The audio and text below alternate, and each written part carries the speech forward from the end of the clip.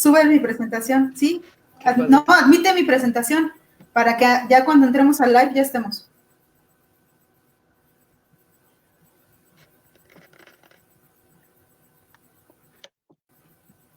¿Qué tal? Muy buenas noches a todos. Esta tarde me complace, es un gran honor para mí presentar a la neuropsicóloga Elsa Mendoza, estas pláticas que estamos haciendo desde Redes Neuropsicología.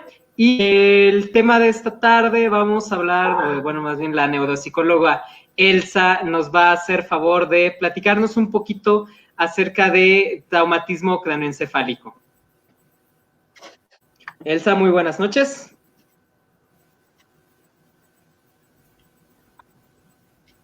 ¿Qué tal, Elsa? ¿Me escuchas?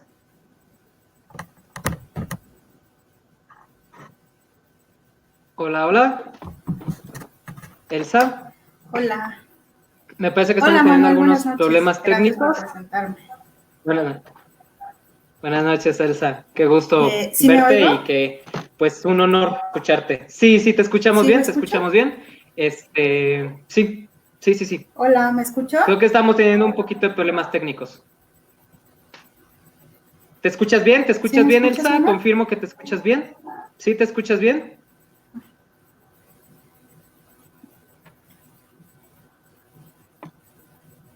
Gracias. Sí, es que acá por donde estoy, creo que está lloviendo, pero... Muy bien, gracias. Ok, ¿puedes poner mi presentación, mamá? Ok. Si me la podías hacer llegar, disculpa. En la parte de abajo te marca si se está compartiendo. Tú dime si ahí ya se ve. Ok. ¿Ahí ya se ve la presentación? Ahí está. Ahí te está cargando. ¿Sí se ve ahí la presentación? Ahorita un momento, por favor. Está terminando de cargar. Parece que tenemos... lamentamos algo. No nos está ayudando mucho con la... Parece que está teniendo algunas pequeñas dificultades técnicas. Rogamos de su comprensión a todos y a todas las personas que hoy nos pueden escuchar, nos pueden ver. ¿Sí se ve la presentación, Manuel? Ok, ya por lo menos nosotros podemos estar visualizando la presentación. Ya se puede ver la presentación de la neuropsicóloga. En el momento que tú desees comenzar, por favor, estamos totalmente atención a lo que tú nos quieras compartir. Por favor, Elsa. Ok, bueno, una de las preguntas con las que nosotros decidimos hacer la difusión de esta charla es a partir de la pregunta de si era cierto que si cuando una persona sufre un golpe en la cabeza se le mueren las neuronas. Entonces, bueno, como buena psicóloga la respuesta sería depende, ¿no? En realidad, el cerebro es uno de los órganos más importantes de nuestro cuerpo, por no decir que es el más importante. Por eso es que en realidad tiene muchos mecanismos que lo protegen. Vamos a hablar como de los generales para empezar a hacer referencia acerca de qué es el traumatismo craneoencefálico. El cerebro está cubierto por varias capas. Empezando desde la más externa, pues comenzaríamos por el hueso. Debajo del hueso está cubierto por unas membranas, por unas capas que lo envuelven y que se conocen como meninges. Existen tres diferentes meninges. La más externa se conoce como dura madre. Debajo de ello se encuentra el líquido cefalorraquídeo, que va a cumplir una función importante, bueno, tanto de intercambio de nutrientes, de desechos, como también una forma de amortiguación del cerebro, Debajo se encuentran otra capa que se conocen como aracnoides, que es otra de las meninges, y la más delgada, la que está más cercana al cerebro, se conoce como vía madre, que es otra de las meninges. Entonces, en realidad es fácil y difícil que exista muerte neuronal por un golpe. Cuando es un golpe leve, por decirlo de alguna forma, no existiría muerte celular, ya que el cerebro está muy protegido y tiene todas estas capas que pueden ayudar a que no haya ninguna lesión del tejido cerebral. Pero cuando el golpe es muy fuerte o puede existir penetración de estas protecciones, sí llega a haber lesión en el tejido. Entonces, un traumatismo craneoencefálico va a ser definido como una lesión no congénita, no degenerativa y que puede ser causada por una fuerza mecánica que va a estar lesionando los tejidos meningios como cerebrales. Un traumatismo en general puede causar impedimentos de muchas formas, ya sea transitorios o permanentes, que pueden ser de tipo cognitivo, funcional, sensorial, motriz y pues repercusiones psicosociales. Ahora, para hablar del traumatismo craneoencefálico, primero me gustaría hablar un poco de su epidemiología. A nivel mundial, la OMS lo que reporta es que es una de las primeras causas de muerte y de discapacidad en personas o en sujetos menores de 45 años, es decir, en edad productiva. 13.3 muertos por cada 1,000 habitantes fallecen por un trauma craneoencefálico. Específicamente en México, se considera como una de las primeras causas de discapacidad motriz y la cuarta causa de muerte. Puede ser debido a diferentes causas. La más común o la más frecuente es por accidentes automovilísticos o accidentes de tráfico, que pueden ser por motocicleta, por choque contra un objeto estático, contra un objeto en movimiento, entre otros. Las siguientes causas son de causa violenta o accidental en general. La mortalidad en México va desde un 38.8 por cada 100,000 habitantes. Es más frecuente en hombres que en mujeres y esta estadística se repite a nivel mundial. Y nuevamente en México, la mayor población que llega a presentar o a ser tratada por un trauma de cráneo es en edades entre 15 y 45 años, nuevamente población joven en edad productiva, por lo que el tratamiento o la intervención ante un trauma craneoencefálico resulta en derivaciones económicas y de sistema de salud importantes y por eso es importante intervenir y conocer para poder prevenir. Ahora, los traumas craneoencefálicos se van a estar clasificando o se van a estar dividiendo o estudiando de diferentes formas. Puede ser por mecanismo de lesión, que va a implicar si es abierto o cerrado. Ahorita vamos a platicar un poquito qué significa, pero básicamente es si hay penetración del tejido, es decir, si hay fractura de cráneo y se lesiona el tejido, o si no hay una fractura del cráneo y no hay exposición del tejido. Por el tipo de lesión, es decir, si es focalizada o si es difusa. Se va a clasificar también por su severidad, que va desde leve, moderado o severo, así como los mecanismos fisiopatológicos que están implicados. Todas estas clasificaciones no nada más son importantes por conocer el nivel de daño que exista, sino que también permiten hacer hipótesis pronósticas acerca de la mejoría o la supervivencia, la adaptación, la funcionalidad de los pacientes. Ahora, específicamente respecto al mecanismo de lesión, podemos hablar que existen dos formas, a grosso modo, el abierto y el cerrado.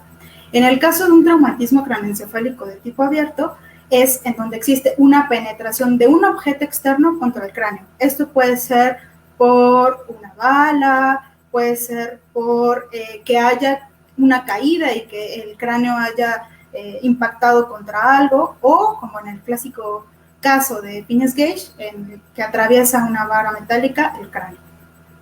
Estas normalmente suelen dar lesiones de tipo focal que van a permitir que la lesión sea, pues, entre comillas, fácilmente ubicable a simple vista y que el daño no sea tan grande. Ahora, en el caso de las lesiones cerradas, normalmente lo que se da es que el cuerpo o la cabeza va en movimiento y hay un freno repentino y la cabeza continúa en movimiento, por lo que el cerebro sigue en movimiento y es golpeado contra las paredes del cráneo. En este caso, no existe una penetración del cráneo ni de las meninges, pero el cerebro, por un fenómeno de aceleración y desaceleración, va a producir daño, sobre todo produciendo lesiones difusas, es decir, de un volumen amplio que no es fácilmente ubicable o reconocible. En este caso, las lesiones de tipo cerrado van a estar produciendo un fenómeno muy importante que es estudiado respecto a los TCEs, que es el daño axonal difuso.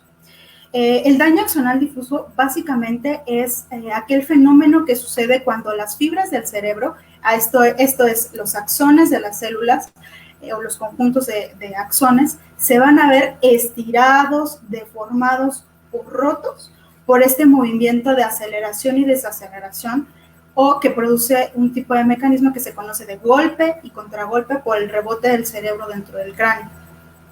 Como les decía, el cerebro básicamente está flotando dentro del líquido cefalorraquídeo en las meninges, y entonces el movimiento de aceleración y desaceleración va a producir que las fibras puedan tener este daño. Ahora, lo importante de este daño es que no nada más se rompen las fibras, sino que a partir de esta ruptura de las fibras pueden generarse lesiones de tipo excitotóxicas, y puede haber inflamación del cerebro, puede haber edemas, puede haber hemorragias, pueden desencadenarse otro tipo de lesiones, es decir, las células no nada más mueren por esta ruptura de los axones, sino por los demás mecanismos que se desencadenan a partir de la lesión. Entonces, aunque no sea tan dramática una lesión de traumatismo cerrado, implica muchos daños dentro del cerebro. Ahora, respecto al nivel de severidad, se utilizan básicamente ciertos estándares. Como les decía, se clasifica en severo, moderado y leve. Estas clasificaciones también permiten conocer o anticipar el pronóstico del paciente. El estándar de oro que se utiliza para conocer la severidad de un trauma craneoencefálico es la escala de coma de Glasgow. Esta es una escala que va a estar valorándose sobre todo al momento agudo en el que se da la lesión. Nosotros como psicólogos no solemos aplicar este tipo de escala, sino que se aplica a partir de enfermeros, paramédicos o médicos, que son los que dan la atención en el momento agudo de la lesión. Esta escala valora principalmente 3 elementos importantes y se va a evaluar tanto en adultos como en niños. Existe una escala pediátrica, como la que les estoy mostrando aquí, en donde se hace la diferencia entre niños menores de un año y más grandes de un año, así como niños de una edad preescolar que ya llega hasta los 5 años. Básicamente lo que evalúan en la escala de coma de Glasgow es la apertura ocular, la respuesta motora y la respuesta verbal. Se clasifica por puntos y básicamente cuando un paciente tiene una puntuación en la escala de coma de Glasgow de 13 a 15 puntos se considera como un TCE leve. Cuando tiene una puntuación de 9 a 13 puntos se considera moderado, y cuando hay una puntuación menor de 8 puntos se considera un traumatismo severo. En el caso de los adultos se mantiene la misma puntuación y se mantiene el nivel o los parámetros que se evalúan: respuesta ocular, respuesta verbal y respuesta motora. El siguiente estándar que se suele utilizar para valorar el nivel de severidad del traumatismo es la amnesia postraumática. Es decir, es una forma de amnesia, una forma de falla en el recuerdo, sobre todo de tipo anterior, es decir, de los momentos cercanos a la lesión. Ahora, esta amnesia también se clasifica por severidades dependiendo de su duración. El paciente, además de tener esta dificultad para recordar los eventos cercanos a su traumatismo, también va a tener dificultades al despertar en el aprendizaje inmediato de nuevas cosas o desorientación en general. Ahora, el siguiente requerimiento, la otra valoración que se utiliza para determinar la severidad es la pérdida de conciencia, que nuevamente, dependiendo de su duración, va a clasificarse la severidad del traumatismo. En esta clasificación, como les mencionaba, vienen todas las escalas, la escala de Glasgow, la duración de la amnesia postraumática, la pérdida de conciencia, y esta de aquí es una escala que, si no me equivoco, se utiliza más para calificar la severidad de las lesiones en el cuerpo. Pero como vemos, dependiendo de la duración, dependiendo de la puntuación, se puede clasificar en leve, moderado y grave. Ok, justamente me parece muy importante lo que usted ahorita está comentando, neuropsicóloga, y justamente me gustaría que un poco como de repente esta duda de, entonces, ¿cualquier tipo de traumatismo puede ocasionar que, por ejemplo, una persona pierda el estado de conciencia? La pérdida de conciencia puede clasificarse o separarse dependiendo de su duración. No necesariamente es que el paciente se desmaye, pero sí puede haber unos momentos de desorientación que pueden ir desde segundos, medio minuto, por ejemplo, hasta horas o hasta días en el caso de los pacientes que llegan a entrar en un estado de coma. Entonces, no necesariamente pérdida de conciencia en el sentido de que el paciente, por ejemplo, se desmaya, pero sí hay estos momentos de desorientación o de la habilidad en que el paciente puede estar poco respondiente.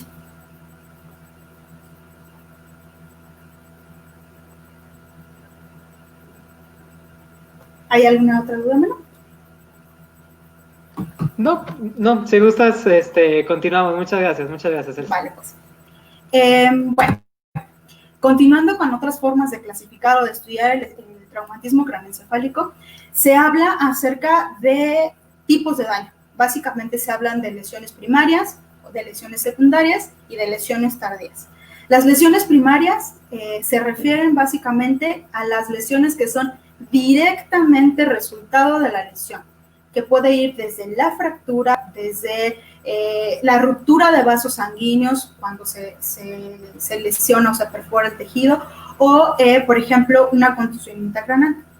Las lesiones secundarias son el resultado de estas primarias. Básicamente tienen que ver con inflamación, con edema, con situaciones, por ejemplo, de tipo isquémicas o de tipo hipóxicas, ¿no? Que son derivadas del daño primario que se generó por el trauma.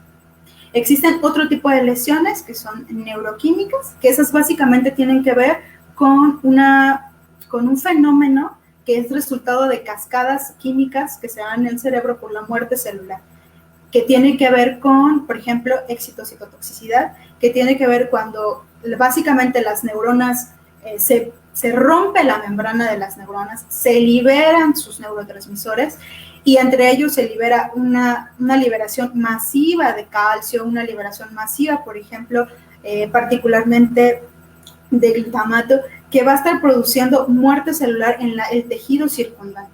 Entonces, toda esta cadena de citocinas que se liberan, de factores proapoptóticos, todo esto va a producir una mayor cantidad de muerte celular, además de que pues, el daño axonal difuso propiamente de la ruptura de los haces produce otro tipo de cadenas químicas que van a estar resultando en mayor muerte celular. Y finalmente, las consecuencias o las lesiones de tipo retardada tienen que ver con una fase más crónica del traumatismo craneoencefálico, que viene como degeneración de sustancia blanca, pues en regiones que ya no están cercanas a donde fue la lesión, puede generar hidrocefalia postraumática, puede terminar con crisis epilépticas postraumáticas y puede terminar con una apoptosis generalizada. Ahora, ¿cómo es que se estudian todos Me gustaría antes... Sí. Disculpe, Elsa, antes de pasar un poquito esto, me gustaría que definiera un poquito más claramente estas cuestiones que menciona de hipoxia, anoxia, ¿qué significan un poquito como estos conceptos o a qué hacen referencia para que nos quede como un poco más claro a todo el auditorio, por favor? Ok. Un fenómeno hipóxico es cuando básicamente se interrumpe el aporte de oxígeno a las células. Recuerden, bueno, las células, las neuronas, las glías, que son las células que se encuentran en el cerebro, básicamente llevan sus procesos metabólicos a partir de oxígeno, a partir de nutrientes. Entonces, en el momento en que una célula se interrumpe el aporte de oxígeno, muy probablemente morirá, por no decir que seguramente morirá. Un proceso isquémico tiene que ver cuando justamente a partir de la interrupción del flujo sanguíneo deja de llegar oxígeno y la célula también muere. Por ejemplo, otro término podría ser el del incremento de la presión intracraneal. En el momento en que cualquier tejido se lesiona, una de las reacciones clásicas que se producen en todas las células es una reacción de inflamación. Cuando el cerebro se inflama, recordemos que cuando existe una inflamación, pues es un aumento de volumen, algo se dilata. En el caso del cerebro, en el momento en el que se dilata o se inflama, recordemos que las paredes del cráneo pues son rígidas. Entonces, cuando el cerebro empieza a inflamarse, empieza a rozar contra el cráneo y eso puede llegar a producir en sí mismo más lesiones. Es decir, como no hay liberación de hacia dónde pueda descansar o expandirse el cerebro, eso mismo puede producir una lesión. Incluso hay algunas intervenciones en donde se corta un pedazo del cráneo para que el cerebro pueda expandirse por allí y pueda liberar esa presión intracraneal. No sé qué otro término podría ser. Una hemorragia se da cuando se rompe un vaso sanguíneo, se libera la sangre. La sangre es básicamente tóxico para las células, entonces produce muerte celular. En cuanto a, por ejemplo, no sé qué otra cosa. La degeneración de la sustancia blanca se refiere a la muerte de básicamente los grupos de axones, que son parte de las células, de las neuronas que permiten su comunicación. La hidrocefalia es un aumento del líquido cefalorraquídeo en el cerebro, que igual hagan de cuenta que es como si quisieran meter agua en un globo, entonces el globo se empieza a expandir, expandir, expandir, y también hay un fenómeno en el que empieza a haber pues una compresión del tejido a partir de este acumulamiento de líquido cefalorraquídeo. No sé si hay algún otro término que consideras que pudiera aclararse, Manuel. No, todo muy bien, muchísimas gracias, Okay. Elsa.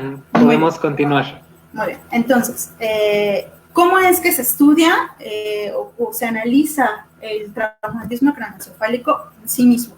Estos estudios básicamente son enviados o son técnicas que se utilizan para hacer el análisis de cómo se encuentra el tejido, de haber análisis de qué tanta lesión hay en el tejido. Estos se mandan prácticamente en el momento agudo de la lesión y son recomendados pues por médicos, básicamente por el personal médico. Uno de los más utilizados son las radiografías. Las radiografías básicamente van a servir para hacer el análisis de si existen fracturas, ¿no? Por ejemplo, aquí existe una fractura, existe otra fractura, ¿no?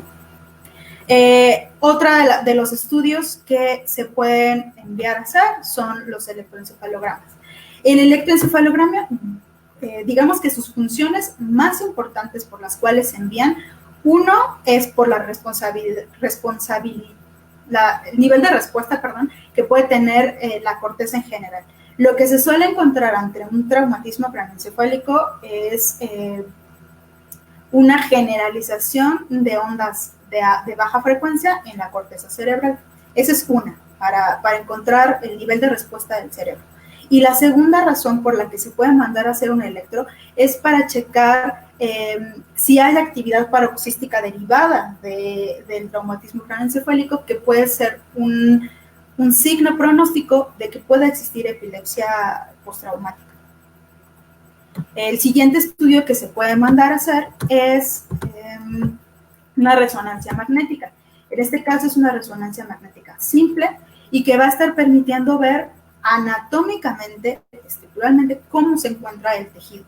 En el caso de las imágenes que yo les estoy poniendo, pues se pueden ver, por ejemplo, el agrandamiento de los ventrículos, que puede ser ya sea por muerte de las neuronas o de las células que se encuentran alrededor de los ventrículos, o por un acumulamiento de líquido, como en el caso de la hidrocefalia. Puede observarse también en algunos casos, no se ve tan claramente, pero hay ocasiones en que derivado del golpe puede haber una desviación, un movimiento de la línea media, es decir, que esta puede haberse movido por alguna cuestión de la rotación del cerebro o por la presencia de algún otro signo que puede ser, por ejemplo, una hemorragia. El siguiente estudio que normalmente se envía es una tomografía simple o una tomografía contrastada. Por ejemplo, puede servir, además de observar pues, la integridad del cráneo, puede permitir observar, en este caso particular, los hematomas suturales, que también son muy comunes en los traumatismos craneoencefálicos, sobre todo de tipo moderado y severo. Un hematoma sutural es el acumulamiento de sangre entre las membranas que lo protegen, que en este caso son las meninges, que son las que les platicaba al principio, ¿no? Se hagan de cuenta que es como un acumulamiento, una bolsita que se forma de sangre y que puede estar derivando en lesión al tejido por un efecto de masa, es decir, que empieza a empujar al tejido, el tejido cercano empieza a tener una afectación que puede dañarlo, así como el tejido que está cerca del cráneo del otro lado, por ejemplo.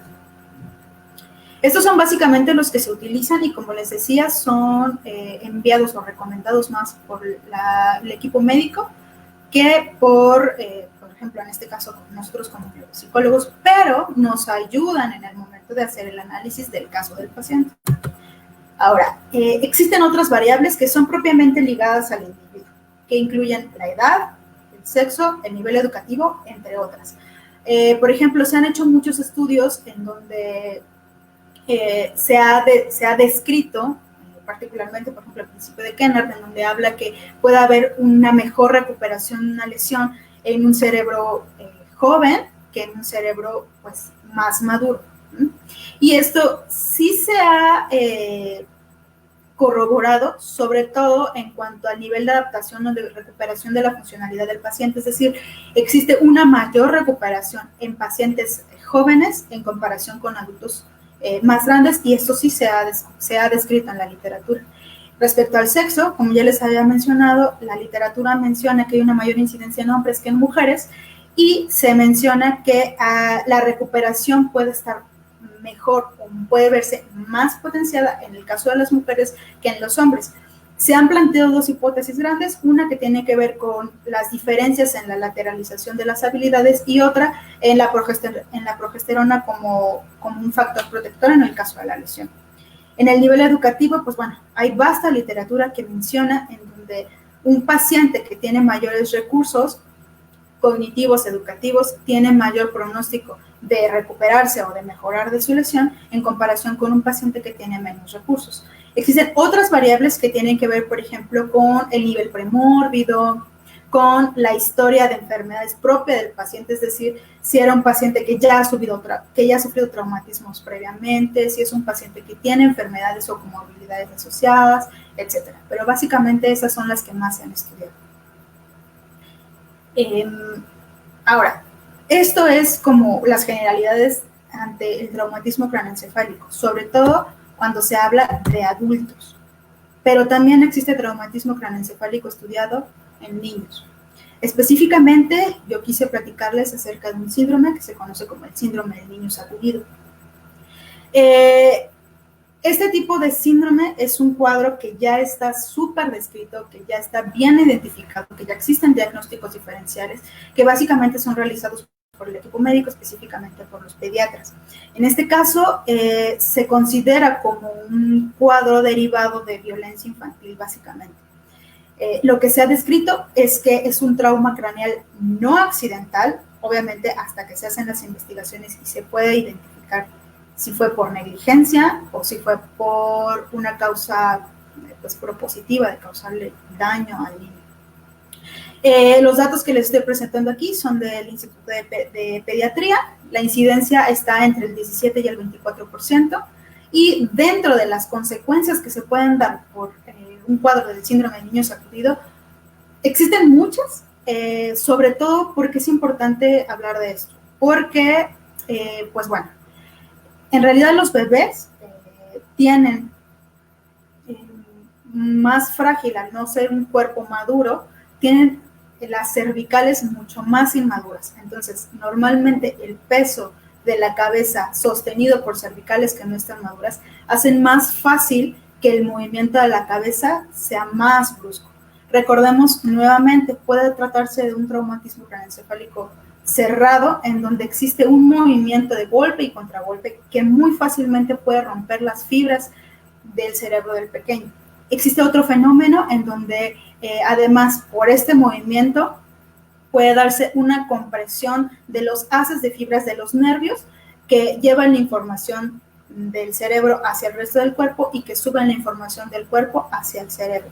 Entonces, una de las consecuencias más importantes que pueden darse son desde lesiones ópticas o oftalmológicas que van desde sangrado en la retina, desprendimiento en la retina, pueden darse en muy gran porcentaje, puede resultar en crisis convulsivas en el pequeño, puede darse un sufrimiento cardiorrespiratorio, como les decía. Los haces de fibras que se encuentran que se encuentran protegidos por las cervicales, muy fácilmente pueden romperse y producir incluso paros respiratorios en los pequeños, es decir, se interrumpe la conexión del cerebro o de los núcleos vitales del cerebro hacia el resto del cuerpo y el pequeño puede morir por un paro cardiorrespiratorio. Además de que si existe la supervivencia de este pequeño, es muy común, prácticamente seguro, que el pequeño quede con deterioro neurológico.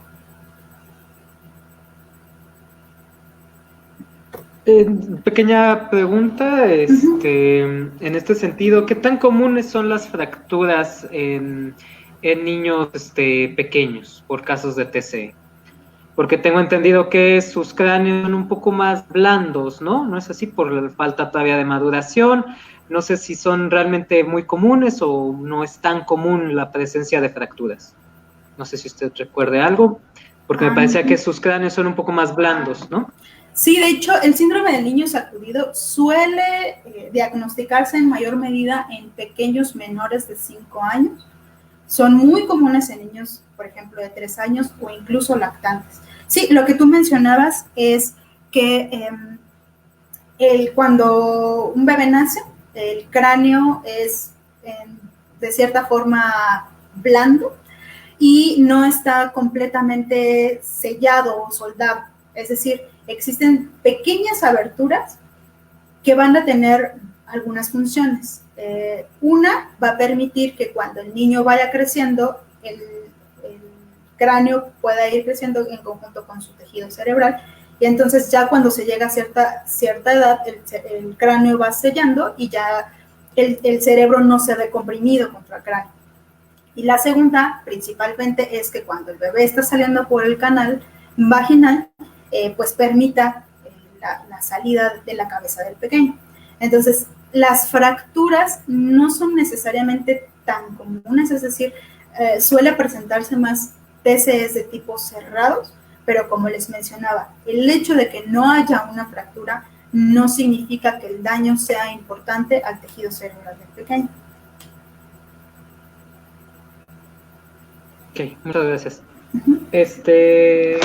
No sé si me permitiría quizás leer un par de comentarios que nos han estado mandando nuestros las personas que nos están viendo y continuamos con la maravillosa explicación que nos está brindando la neuropsicóloga. Lo de Ley Domínguez nos saluda, igual nos comenta buenas noches. Elías Benavides también nos manda saludos. Yasmín Lisbeth también nos manda algunos saludos, buenas tardes. Paola Cáceres comenta hola, buenas noches, saludos desde Colombia, saludos hasta Colombia, desde Redes de Neuropsicología. También José David manda justamente saludos desde Barranquilla, Colombia también. Tenemos varios visitantes desde Colombia, pues un saludo hasta allá. Paola Domínguez Numpaque, buenas noches, saludos desde Argentina. Más lejos. Gabriela Contla, igual, buenas tardes Gaby. Cruz Gutiérrez Francisca, buenas tardes, saludos desde Sinaloa, saludos hasta Sinaloa. Sara Díaz nos manda buenas noches. Laura Chávez menciona muy interesante el tema y la información, muchas gracias. Y Diana Guzmán nos hace una pequeña pregunta y nos dice, ¿qué se puede considerar dentro de este tema Cuando un niño de 2 años aproximadamente se cae y se golpea en la cabeza y pierde la conciencia. Posteriormente, el menor tuvo un retraso en la adquisición del lenguaje, adquiriéndolo a los 3 años. Me parece que menciona un poco un cierto caso en donde hay alguna afectación del lenguaje. Me parece que usted va a comentarnos un poquito acerca de alteraciones cognitivas un poquito más adelante. Si gusta, podemos retomar alguno de estos temas un poquito más adelante con su exposición. Katy Ramos nos escribe y nos dice saludos desde Perú. Muchas gracias por la información. Y una consulta, ¿qué procesos cognitivos serían los más afectados en este tipo de lesiones? Katy Ramos, me parece que la neuropsicóloga Elsa muy efectivamente nos va a comentar algunas alteraciones cognitivas ahorita en unos breves momentos. Entonces, continuamos con su maravillosa exposición, neuropsicóloga. Gracias, Manu. Saludos a todos y buenas noches a todos. Bueno, vamos a continuar entonces. Sí, de hecho, justamente, bueno, ahorita en un par de diapositivas voy a retomar esta parte de las secuelas en los pequeños, pero me gustaría primero hablar acerca de las secuelas, pues en general. De hecho, esta tabla prácticamente queda corta en cuanto a las secuelas que se han descrito derivadas de un traumatismo de cráneo. Son vastísimas, vastísimas.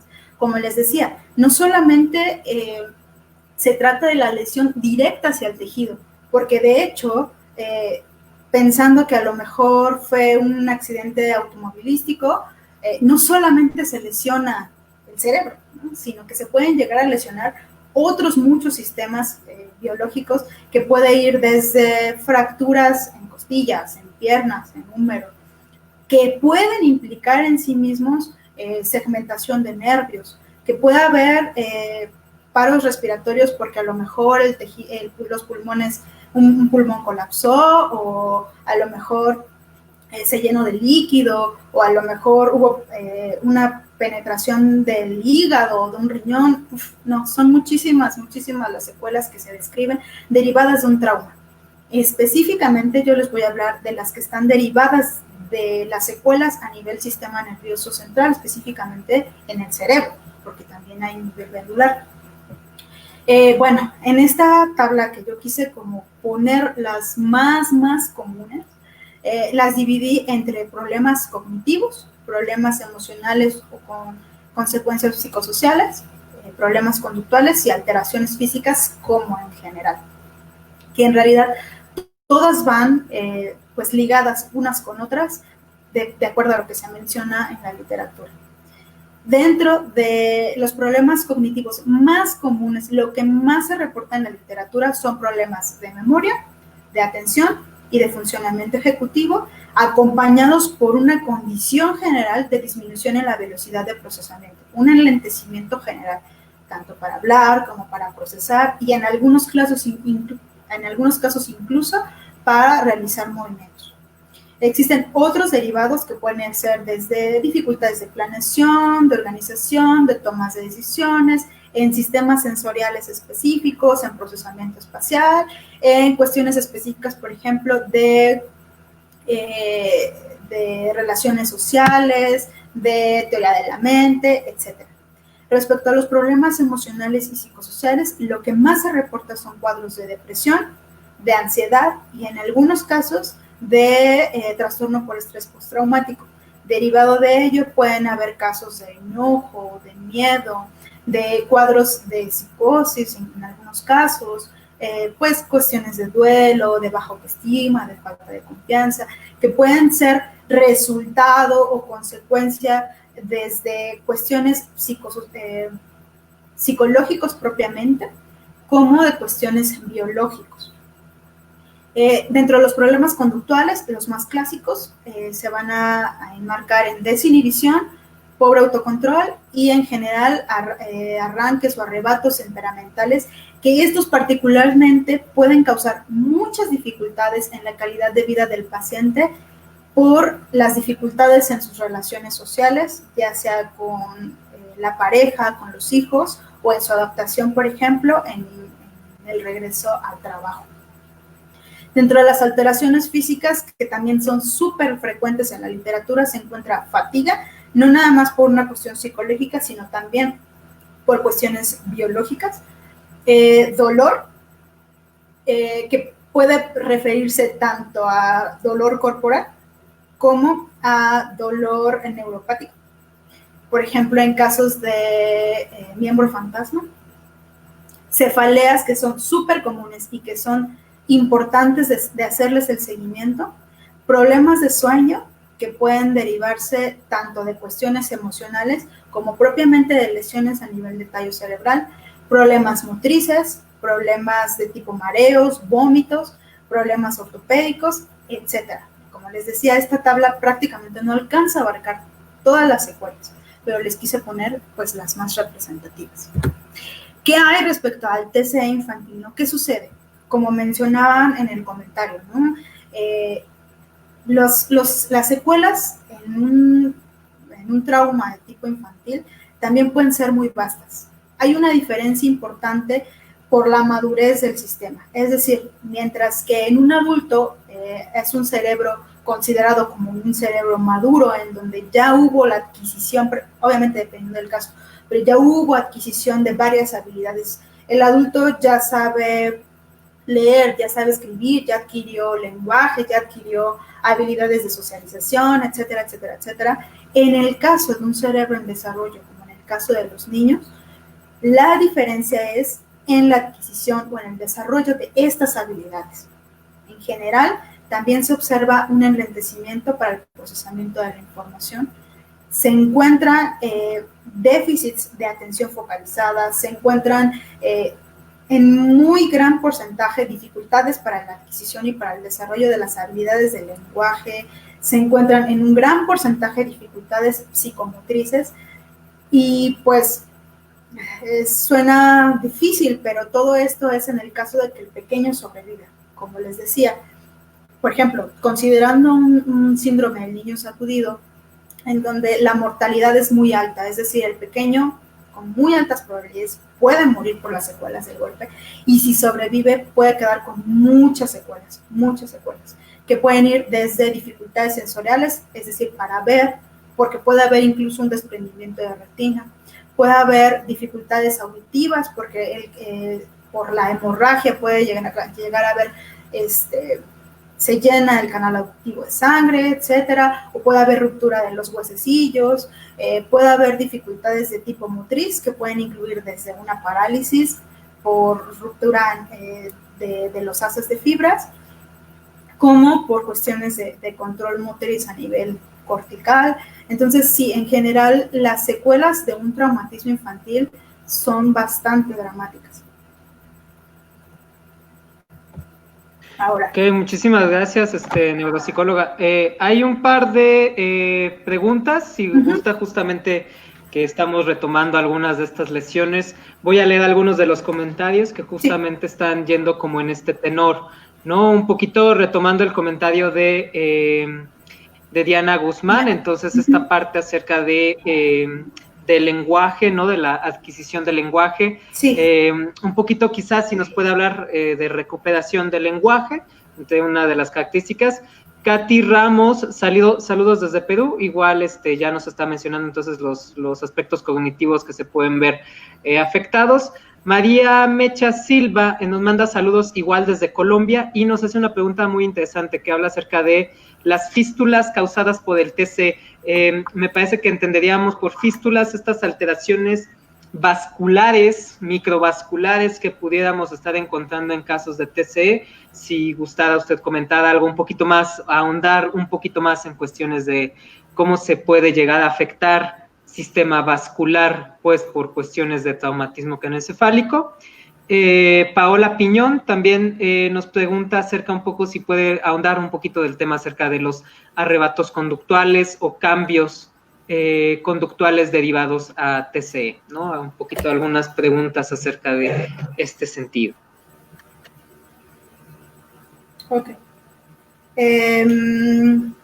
Estoy tratando de usar mi memoria de trabajo para acordarme de todas las preguntas.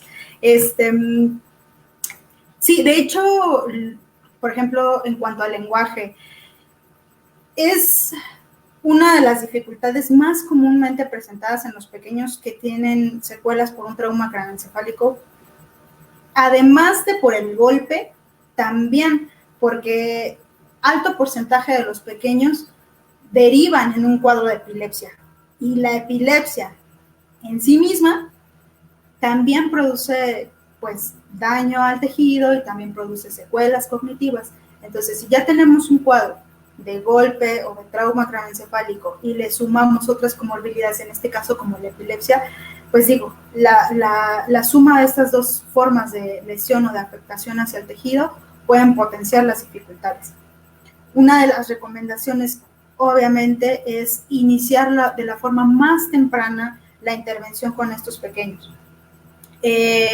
Puede ser desde una intervención neuropsicológica en donde se trabaja como la generalidad de las esferas cognitivas, como el tratamiento específico con los especialistas que se requieran, como puede ser un terapeuta físico en el caso de lesiones, por ejemplo, de fuerza, de tono, de equilibrio, de coordinación, un terapeuta de lenguaje que puede ayudarnos, por ejemplo, en cuestiones muy específicas de articulación, ¿no? de recuperación del tono muscular en el aparato fonador. Entonces dependerá, porque a lo mejor no sabemos si el pequeño pueda requerir cirugías, pueda requerir otro tipo de prótesis, por ejemplo. Entonces sí depende mucho de la caracterización del pequeño, pero lo recomendable es comenzar con la intervención de la manera más pronta posible, partiendo del hecho de que pues hubo una lesión en el tejido. La segunda era respecto a los cambios conductuales, si no me equivoco. Bueno, respecto a esta parte de los cambios conductuales, me voy a regresar. Pues pueden ir de múltiples manifestaciones. Por ejemplo, no sé si se conozca el caso de Phineas Gage, que es un clásico en la neuropsicología. Es un paciente que trabajaba como en una mina, si no me equivoco, Manuel, ayúdame. Hubo una explosión y entonces una vara de metal sale proyectada y atraviesa prácticamente por el ojo y sale del cráneo, lesionando básicamente pues, sus lóbulos frontales.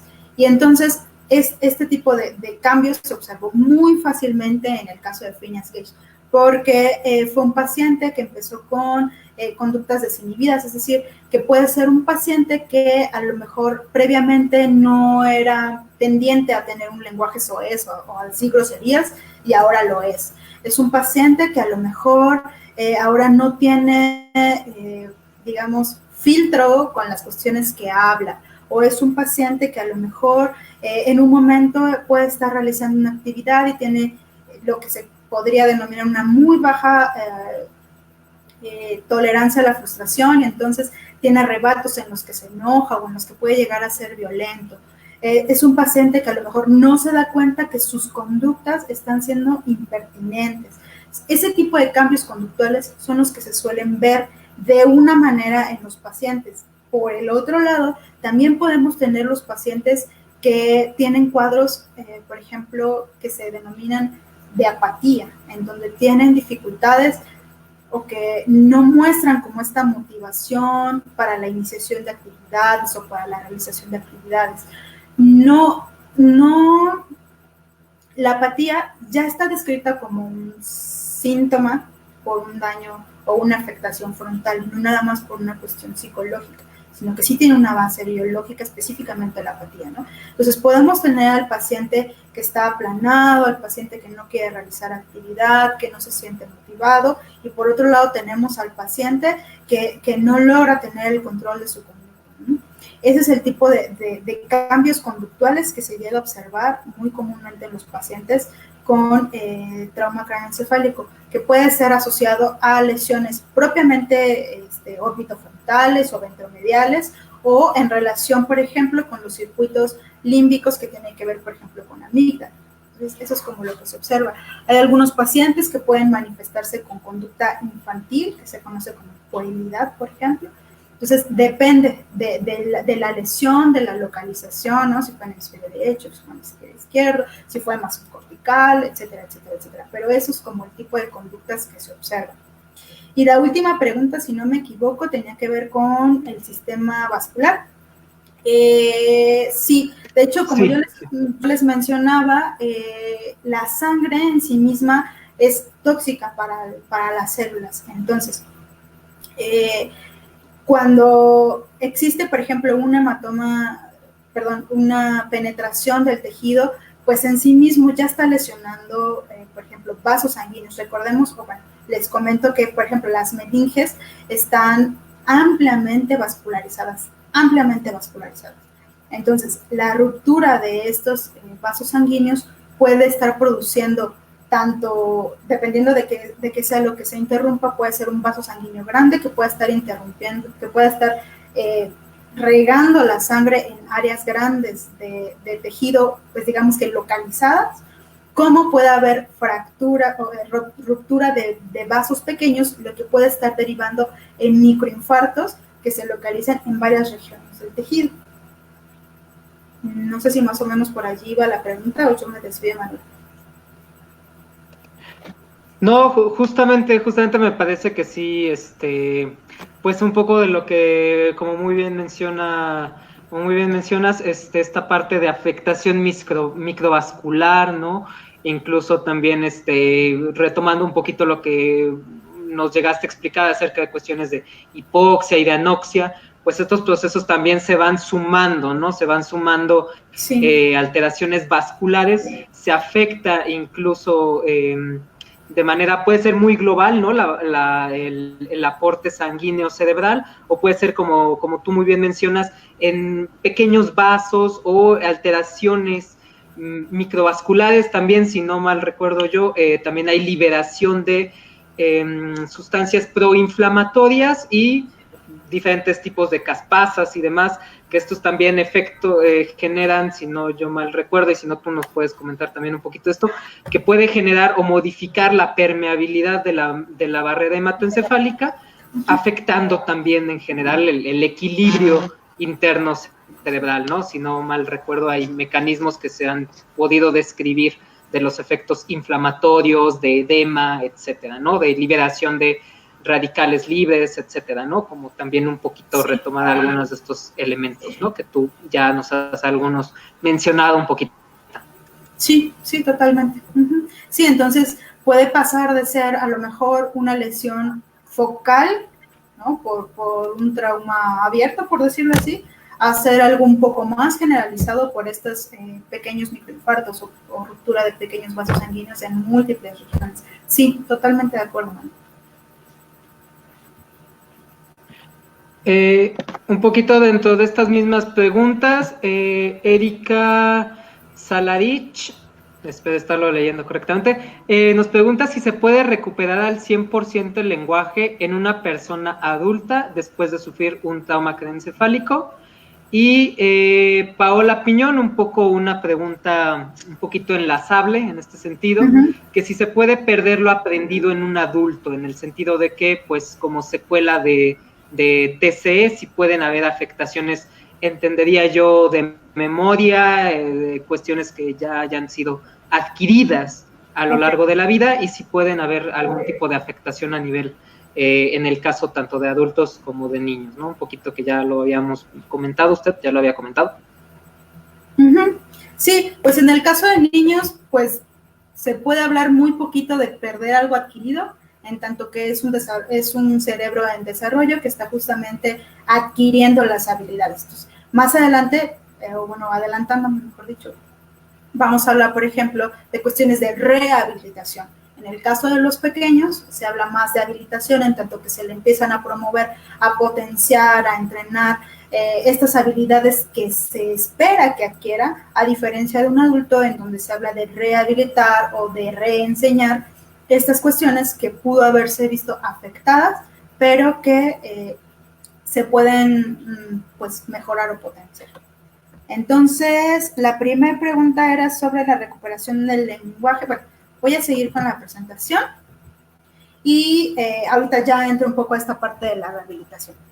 Ahora, ¿cuál es el papel del neuropsicólogo? ¿No? O sea, todo lo anterior tiene que ver con a lo mejor con la investigación o con el análisis que puede estar haciendo el equipo médico.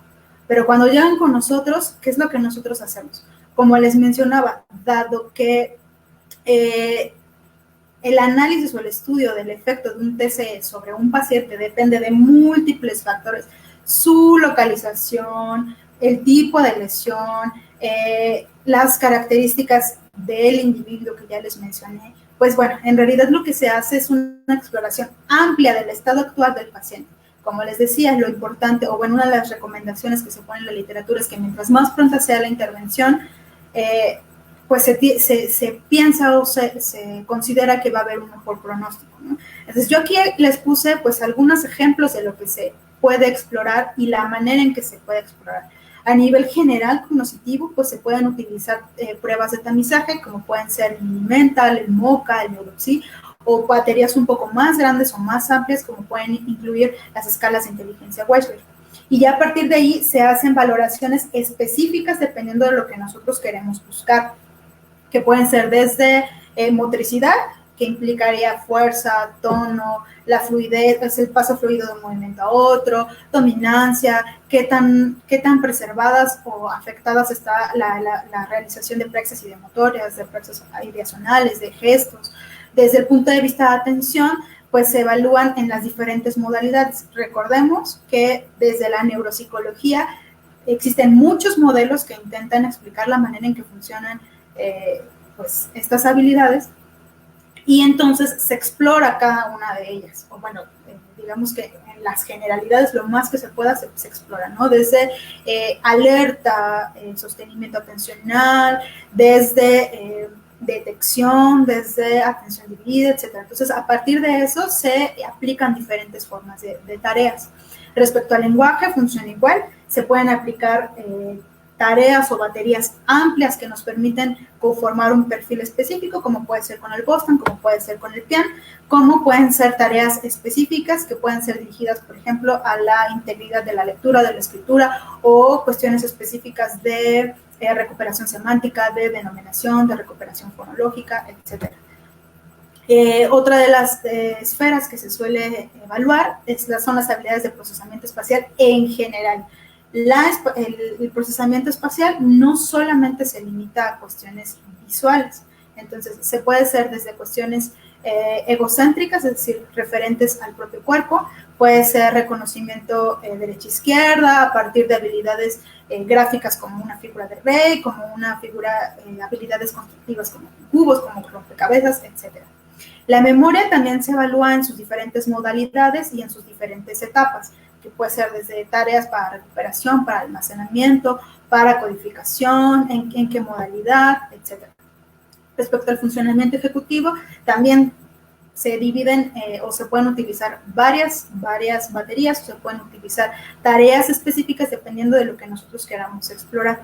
Puede ser tareas de categorización, de clasificación, para control inhibitorio como el Stroop, o para planeación como una torre de Hanoi, analogías para razonamiento o para pensamiento abstracto, etc. En cuanto a cuestiones sensoriales o de tipo gnósico, aquí yo puse específicamente somatosensorial, pero se evalúa las gnosis en general, ¿no? Desde visuales, auditivas, somatosensoriales, que son las más comunes. Aunque nosotros normalmente no evaluamos, por ejemplo, cuestiones olfatorias, sí se ha descrito que hay una disminución en las gnosis olfativas, por ejemplo. Pero en el caso de lo somatosensorial se evalúa desde detección, localización, discriminación, si existe extinción, etc. Ya entrando al terreno de la intervención, del tratamiento, lo que primero me gustaría platicarles un poco acerca de pues, cómo se aborda desde la neuropsicología, ¿no?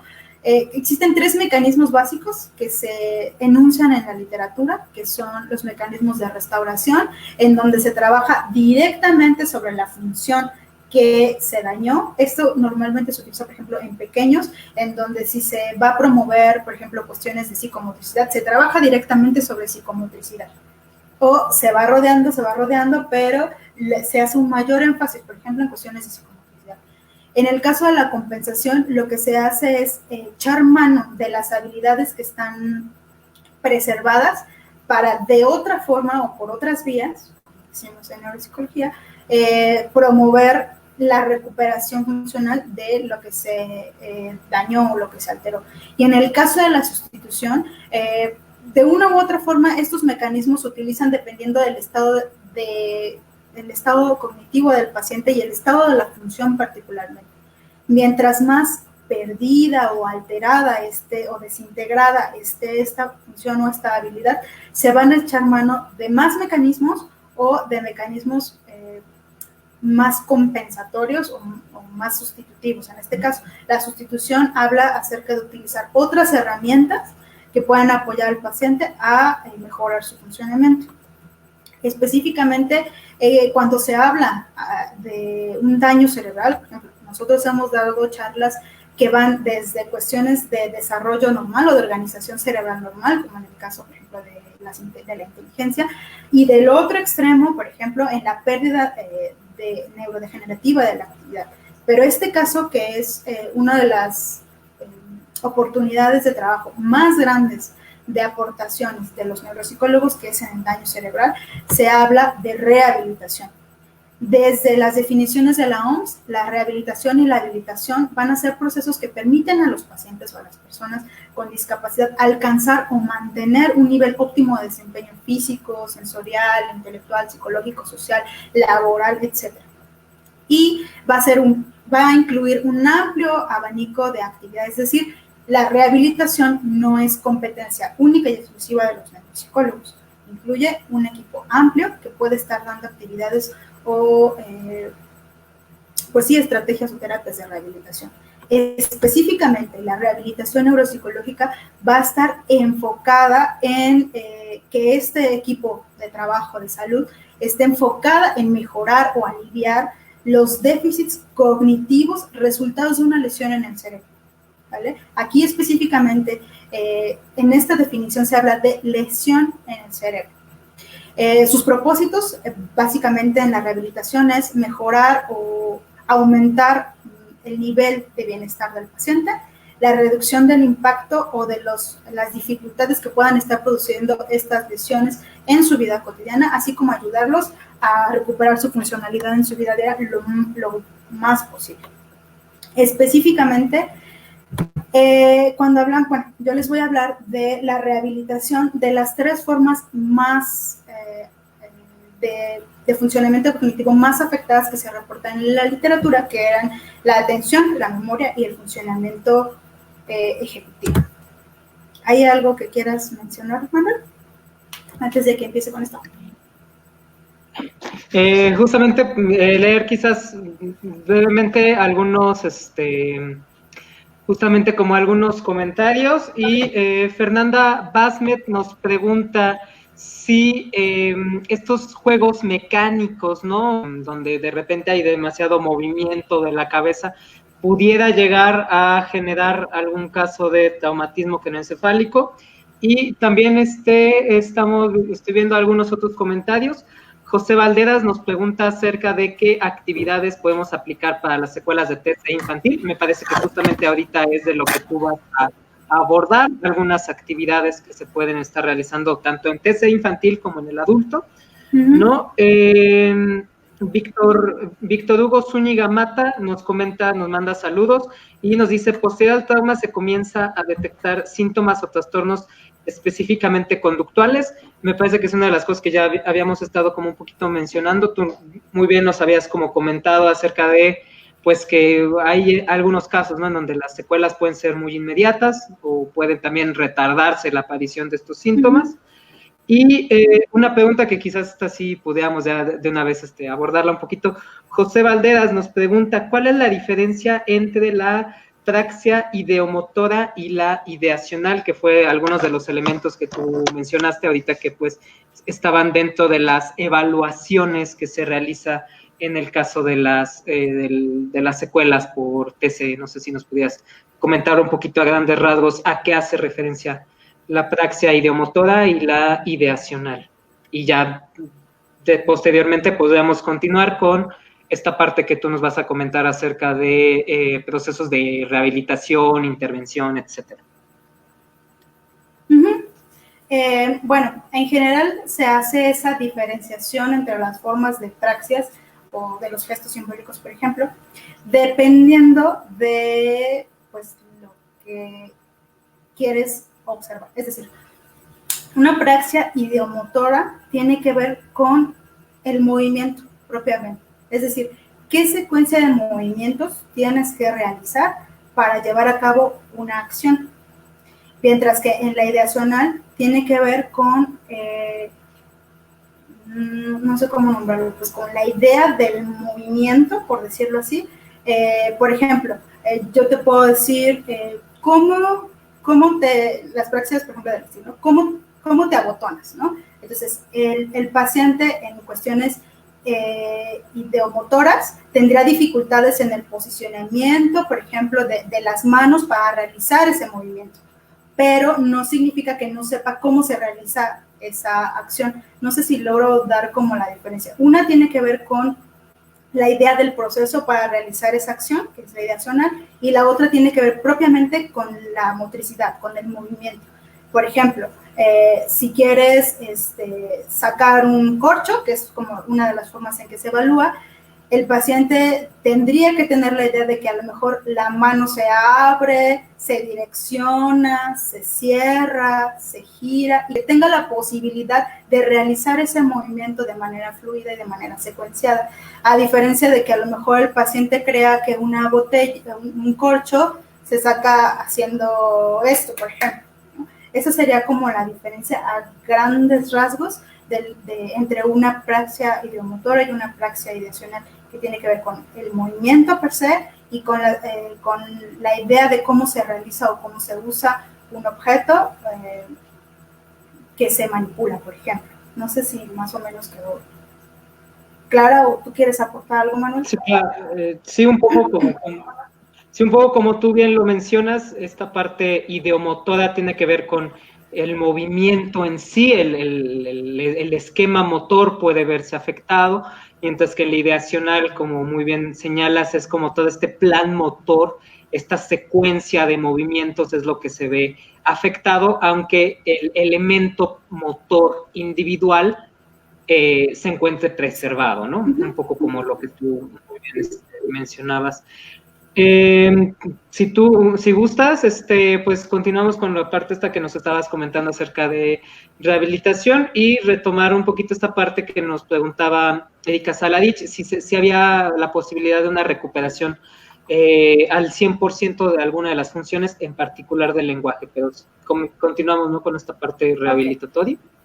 Sí, bueno, yo no incluí la rehabilitación específica del lenguaje, aunque es una de las secuelas, quise poner como las que más se reportan en la literatura, las más comunes, respecto al lenguaje.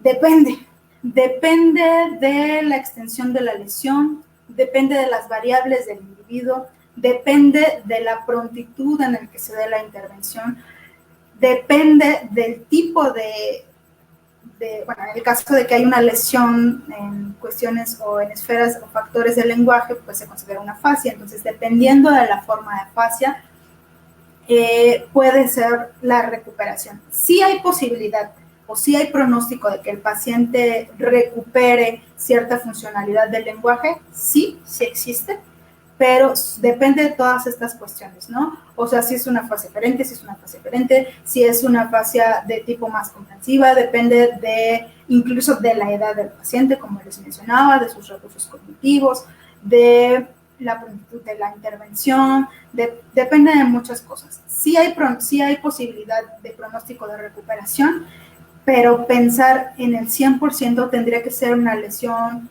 pequeña, localizada, y tiene que ser una intervención súper intensiva para que prácticamente no se notara el defecto del lenguaje, pero sí depende de muchos factores. Ahora, pues ya, pasando a las propuestas de rehabilitación de ciertas habilidades, la primera que yo les coloco aquí tiene que ver con la rehabilitación de la atención. Como les mencionaba, depende del tipo de atención o de la forma de atención en que nosotros encontremos el defecto, la forma en que se va a intervenir. Es decir, nosotros no hablamos de rehabilitación de atención nada más así y ponemos la tarea que sea nada más así porque tiene que ver con atención. Depende mucho de pues las características que estén afectadas en la atención. Particularmente cuando existen defectos en atención, pueden ser lesiones a nivel de tallo, que tendrían que ver, por ejemplo, con cuestiones de alerta, en cuestiones frontales, específicamente, por ejemplo, dorsolaterales, que tienen que ver con sostenimiento, etcétera. Depende de la forma, la modalidad en que se afecte, la manera en que se va a rehabilitar. Se puede hacer desde tareas de tipo tiempo de reacción, que tendría que ver con cuestiones de mantenimiento de alerta o de detección, cuestiones de, por ejemplo, de discriminación o de emparejamiento de estímulos, es decir, este estímulo lo vas a detectar dentro de un grupo, dentro de un campo de estímulos que pueden causar interferencia. Puedes encontrar tareas de ejecución continua que tienen que ver, por ejemplo, con cuestiones de sostenimiento atencional, en donde es una tarea que mantienes al paciente a lo largo de pues, una tarea que tiene cierta duración con la finalidad de mantenerlo o de aumentar el periodo atencional que se dedica a una actividad evitando interferencias, por ejemplo. Este ejemplo que yo les coloco aquí tiene que ver con un ejemplo específico de cuando existen problemas de atención de tipo heminegligencia, por ejemplo, ¿no? En donde se pone una marca que es saliente dentro del campo del material, en este caso con la hoja, y se le pide que empiece, por ejemplo, a hacer una ejecución desde donde encuentra la marca, ¿no? Es decir, vas a encontrar, por ejemplo, todas las Gs, pero tienes que empezar desde donde encuentras la marca. Entonces se le pide al paciente que haga su rastreo hasta donde encuentre la marca, que le da el inicio para comenzar con la ejecución, ¿no? Esos son algunos de los ejemplos, pero como les decía, depende, porque estas específicamente son de tipo visual, pero también existen tareas de tipo auditivas, por decir algo. Respecto a la memoria, bueno, esta es una de las que más se trabaja, ¿no? Y hay un montonal de formas en las que se puede trabajar dependiendo del nivel de afectación en el paciente. Las tareas o la rehabilitación de la memoria también depende creo que había una pregunta que tenía que ver un poquito con esto. Depende de pues, la extensión de la lesión y todas las demás factores, ¿no? Recordemos que a grosso modo, por ejemplo, sectores temporales que tienen que ver con hipocampo, corteza parahipocampal, se relacionan con memoria explícita, sectores prefrontales, dorsolaterales que se relacionan con la implementación de estrategias y con memoria de trabajo, y sectores, por ejemplo, gangliobasales más subcorticales que se relacionan con memorias procedimentales. Entonces, dependerá de qué fue lo que se lesionó, la manera en que se va a trabajar. Estrategias clásicas que se utilizan tienen que ver, por ejemplo, con este mecanismo que yo les decía, ¿no? De restitución, en donde se trabaja directamente sobre el proceso que está dañado. Entonces aquí una tarea clásica de memorama en donde tienes que recordar dónde está el estímulo que es igual. Existen otro tipo de tareas que son como de compensación, en donde se utilizan listas de chequeo, en donde el paciente va tomando notas de las actividades que tiene que realizar y pues va marcando si ya las realizó y que pueda saber cuáles son las que le hacen falta. Existen este tipo de claves en donde se ayuda al paciente a llevar como el menor carga en su memoria y tener mayores pistas desde el ambiente, ¿no? Como puede ser, en este caso, un pastillero. Se utilizan también técnicas de uso de alarmas, de temporizadores, incluso en la literatura se reportan cuestiones de uso, bueno, no sé si todavía existan, pero se utilizan, por ejemplo, beepers, en donde se mandaban mensajes para hacerles recordatorios al paciente. Como les decía, depende de la lesión. Y en algunos casos también se utilizan cuestiones de imaginería, ¿no? O sea, no es lo mismo que a lo mejor el paciente se quede con la huella acústica de tengo que ir por las tortillas, a que el paciente escuche la clave auditiva, pero también lo imagine. Entonces, esa es una de las técnicas que también se han implementado. Respecto a la rehabilitación de las funciones ejecutivas, pues bueno, recordemos que prácticamente todas las funciones van ligadas. Entonces, una de las cuestiones que se utilizan para la rehabilitación de funcionamiento ejecutivo se asocian a cuestiones de lenguaje, a cuestiones atencionales, a cuestiones mnésicas. Una de las estrategias que se utiliza muy clásicamente es el uso de autoinstrucciones, ¿no? Entonces, el paciente se entrena para que él mismo vaya diciéndose de manera verbal externa la actividad que tiene que realizar, ¿no? ¿Qué tengo que hacer primero? Primero me dirijo a la cocina. Ya estoy en la cocina. Luego tengo que asegurarme de que la cafetera tenga agua, etc. ¿no? Se hace un entrenamiento minucioso en autoinstrucciones. Otro tipo de estrategias que se utilizan es igual nuevamente listas de chequeos y sobre todo de las listas de chequeo lo que se utiliza mucho es apoyar al paciente en la secuenciación, es decir, una de las dificultades que puede presentar el paciente es en organización y planeación, entonces estas listas de chequeos son secuenciadas, ¿no? Nuevamente, así como en las autoinstrucciones, aquí se le dan de manera pues materializada, ¿no? O sea, llego a casa y tengo que colocar las llaves en tal lugar. Después tengo que dirigirme hacia tal lugar, ¿no? O sea, para realizar, por ejemplo, una secuencia mayor, pero se pueden dar secuencias para tender la cama, secuencias para hacer un sándwich, etcétera, etcétera, etcétera, sobre todo para, pues, ayudar al paciente en su adaptación en su vida cotidiana. Se utilizan, en el caso de, por ejemplo, los cambios conductuales, una de las cosas que más se utilizan van desde técnicas de relajación, entrenamiento en habilidades sociales o incluso en algunos pacientes se llega a utilizar hasta economía de fichas, por mencionar algo. Y pues otra de las intervenciones en las que nosotros apoyamos y que no nada más nosotros, sino también, por ejemplo, terapeutas ocupacionales hacen mucho, implementan modificaciones ambientales, que como les decía, de lo que se trata es disminuir la carga del propio paciente, ¿no? De realizar la actividad por sí mismo, sino que se le brindan estas modificaciones para apoyarlo. Y estas van a estar en función de las dificultades que presenta el paciente. Aquí coloco algunas que tienen que ver con diversas afectaciones, ¿no? Que puede ser desde colocar etiquetas, ya sea el nombre, por ejemplo, calcetines, pantalones, blusas, hasta colocar etiquetas de iconos o gráficas. Como les decía, se pueden utilizar listas de chequeo que se coloquen, por ejemplo, desde la foto del paciente en la puerta hasta qué se necesita para realizar el sándwich, ¿no? O qué necesito para bañarme.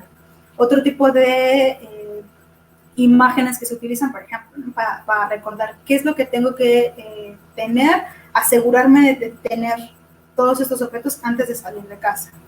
Esta es otra forma de organización que se utiliza, que tiene que ver con la posibilidad de darle al paciente anticiparse y planear o informarle de las actividades que tiene que realizar. Y estos de aquí abajo yo los coloqué específicamente para algunos pacientes que tienen dificultades visuales o perceptuales. Es decir, una de las recomendaciones que siempre se les da a esos pacientes es aumentar el nivel de contraste de los estímulos. Entonces, en este caso, quise ponerles un ejemplo de escalones, es decir, el paciente tiene más facilidad de observar dónde empieza y dónde termina un escalón para poder hacer el movimiento. Y en este caso, este es un ejemplo un poco gracioso, pero es muy importante en el caso de algunos pacientes, que es, por ejemplo, la tapa del baño. Hay algunos pacientes que por la no discriminación del objeto, fíjense, la taza blanca y el piso blanco y las paredes blancas, pues tienen dificultades para el reconocimiento o la saliencia de ese estímulo, entonces se le brindan este tipo de ayuda para mejorar la percepción de tal estímulo, la detección de tal estímulo y poder pues realizar la actividad que necesita. Y pues como en general esas son el tipo de recomendaciones, pero como les digo, depende del caso, depende de las características, depende de las necesidades del paciente y obviamente de las posibilidades del paciente también. Y pues eso será como en general las aportaciones que yo quería hacerles respecto al tema de el traumatismo craneoencefálico.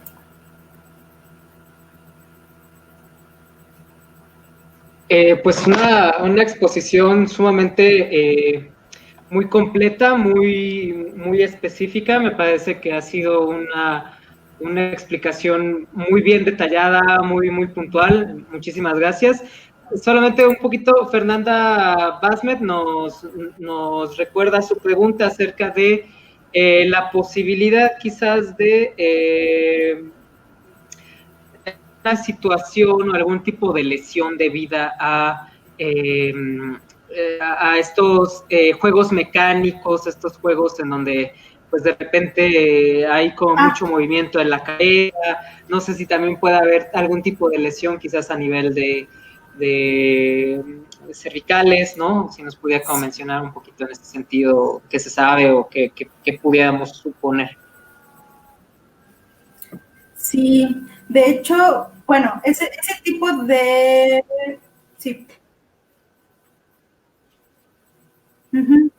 Sí, de hecho, bueno, yo no, yo hablé específicamente del niño sacudido en tanto el contacto de un adulto con el bebé, ¿no? En donde pues lo zarandea, ¿no? Pero sí, existen otro tipo de situaciones en las que puede darse una situación de golpe contra golpe en un niño pequeño, que puede ser, por ejemplo, sí, en los juegos mecánicos, aunque me parecería un poco arriesgado subir a un niño muy pequeño a un juego donde implique mucho movimiento. Pero lo que sí se da y lo que sí puede suceder es en estos clásicos juegos en donde al bebé lo avientan y lo cachan, lo avientan y lo cachan, ¿no? O sea, ese tipo de juegos de los papás con los pequeños sí es común y sí puede llegar a dar lesiones. Como les decía, o sea, yo estoy hablando de lesiones a nivel cerebro, pero también puede darse desde que lastimen un brazo, lastimen una costilla, etcétera, ¿no? Y sí, puede llegar a afectar a nivel de cervicales, sin hablar de los efectos a nivel cerebro que ya expliqué, ¿no? Entonces, como te decía, ¿no? O sea, sí hay posibilidad en un niño mayor, si el movimiento es demasiado brusco, pero específicamente en niños muy pequeños en juegos mecánicos sí me parecería demasiado arriesgado, aunque sí es importante hablar de esta parte de prevención, de que lanzan o que se avientan de la mamá al papá, o incluso se han dado casos de este tipo de lesiones, de aventar al bebé a la cama de una manera muy brusca, incluso.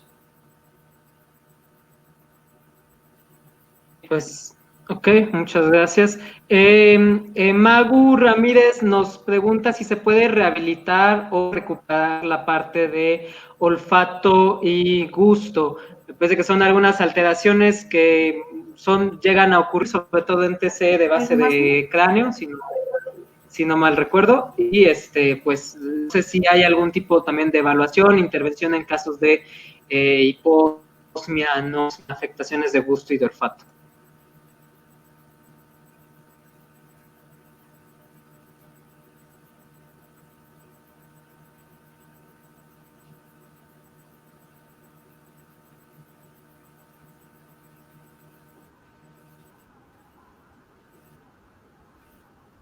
Elsa, ¿me escuchas?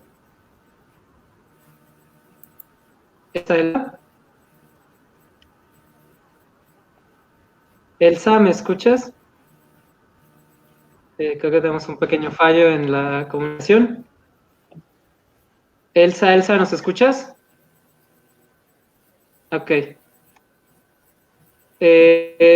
Si nos pudieras hablar un poquito acerca de rehabilitación quizás de gusto y de olfato, no es de las cosas como muy comunes, pero también es como parte de algunas alteraciones que se pueden llegar a dar.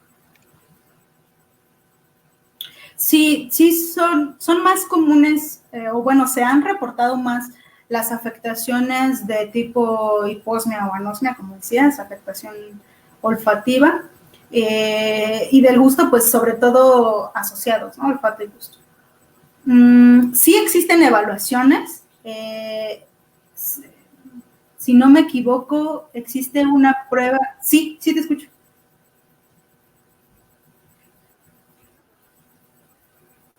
¿Mande? Se está cortando. Sí te escucho. Sí te escucho.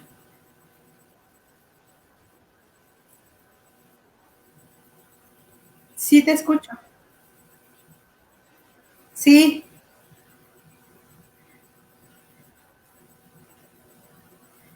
¿Yo no me escucho?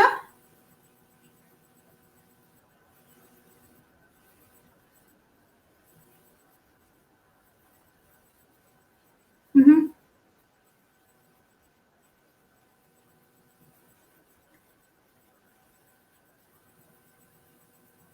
¿Sí me escucho?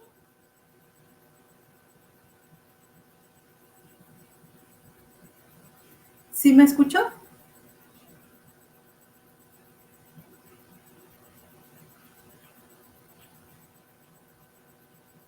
Ok. Bueno, sí existen evaluaciones para el gusto y para el olfato.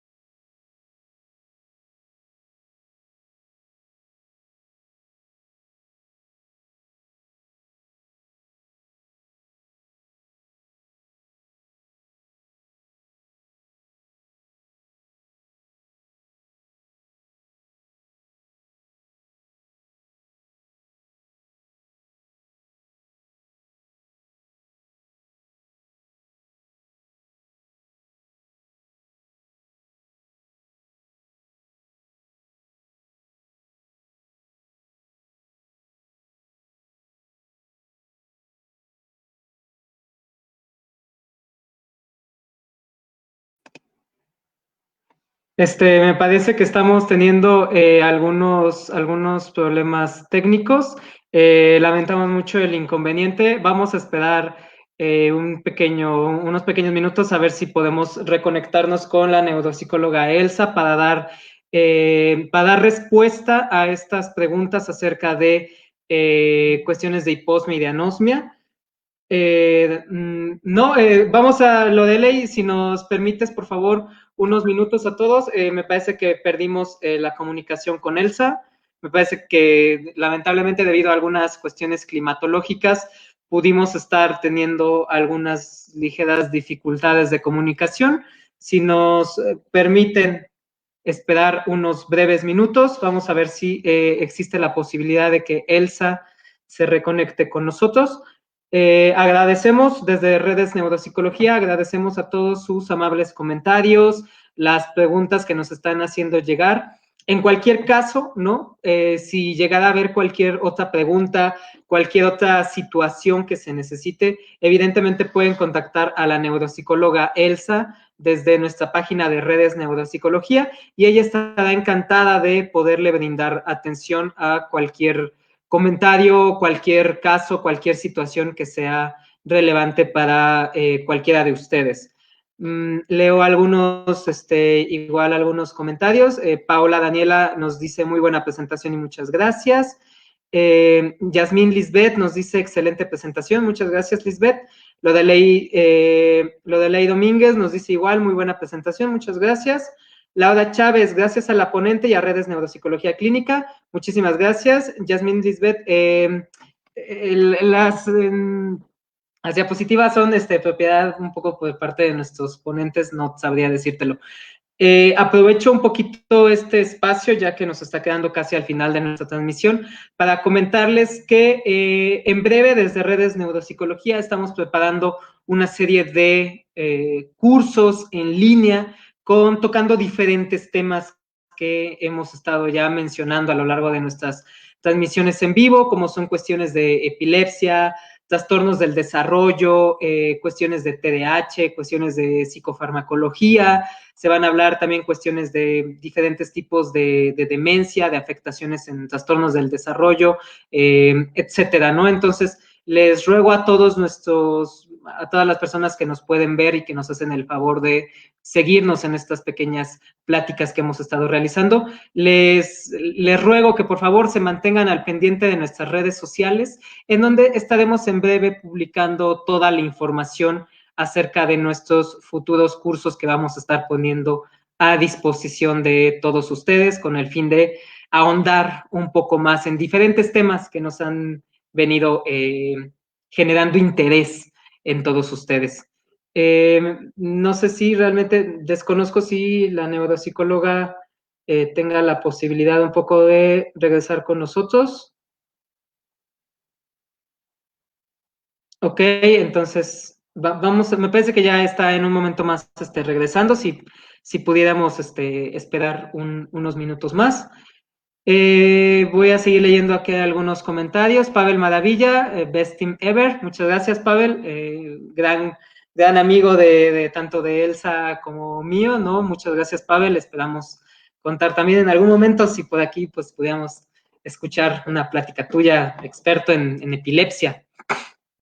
Maricela Lozada, exacto, está lloviendo y es difícil reconectar. Sí, efectivamente, lamentablemente debido a un poco a las cuestiones climatológicas, pues a veces nos juegan las malas pasadas en este sentido. Lamentamos las inconveniencias.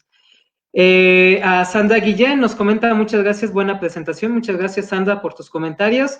Stephanie Trejo, excelente presentación. Muchas gracias, Stephanie. Un saludo.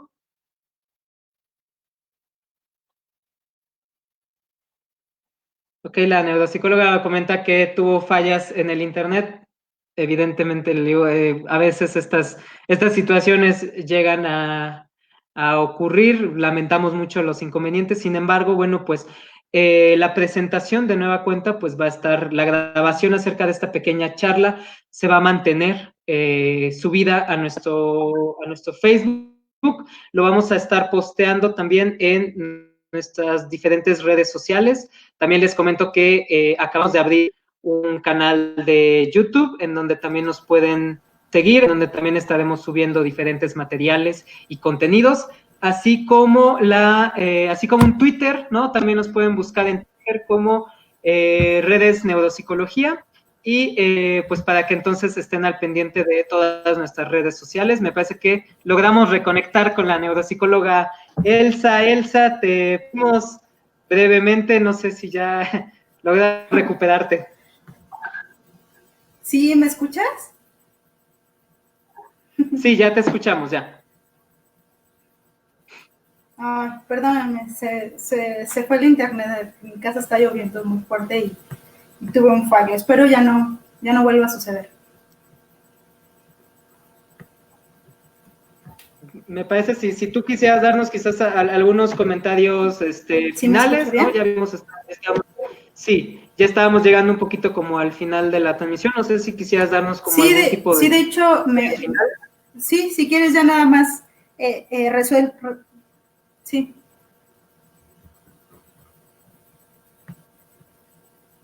Sí, ya nada más quisiera resolver la duda que se quedó pendiente sobre lo de el olfato y el gusto. Sí, no es lo común que en una evaluación rutinaria se evalúe el gusto y el olfato. Sí existen pruebas, sí existen, si no me equivoco, la Universidad de Pensilvania tiene una batería que son como tiritas, que son de olfato, pues, y se evalúa detección, discriminación y reconocimiento, igual que en el gusto. Honestamente, yo no he tenido la oportunidad de leer un trabajo de rehabilitación de estas modalidades sensoriales, pero en evaluación sí existe. En rehabilitación, honestamente, no he leído ningún trabajo. Y pues bueno, ya para cerrar, pues espero que haya sido lo suficientemente clara la explicación. No soy de repente buena para explicar algunas cosas, pero quedamos pendientes de si existe alguna otra duda. Yo la estaré resolviendo directamente en el chat. Otra duda que ustedes tengan, nos la pueden mandar por inbox. Como Manuel ya les mencionó, vamos a estar dando algunos cursos. Déjenos su cuenta de correo para mandarles la información. Y pues bueno, yo agradezco mucho a Manuel que me haya acompañado en esta charla, que me haya apoyado, mencionándome los comentarios, las dudas, los saludos de todos los que nos estuvieron viendo. Y pues nada, espero que el trabajo que nosotros estamos haciendo les apoye. El día de mañana o a más tardar el fin de semana estaremos subiendo el material de apoyo, que ya es una rutina estar compartiéndolas.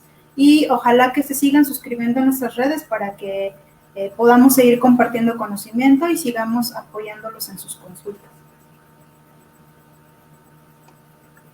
Pues muchísimas gracias, Elsa. Un fuerte abrazo, siempre un placer poder escucharte, poder todo el conocimiento que tú tienes, que tan amablemente nos aportas a todos, ¿no? Siempre es un placer poder compartir contigo trabajo, compartir contigo espacios, y pues ya varias personas nos están dejando aquí sus correos. De nueva cuenta, por favor, esténse también de todas maneras muy al pendiente de nuestras diferentes redes sociales, por el Facebook, Twitter, Instagram, tenemos múltiples redes sociales en donde en breve vamos a estar compartiendo, tomamos nota de sus correos, pero en breve vamos a estar compartiendo toda la información acerca de futuros cursos. La próxima semana también tenemos charla desde Redes Neuropsicología.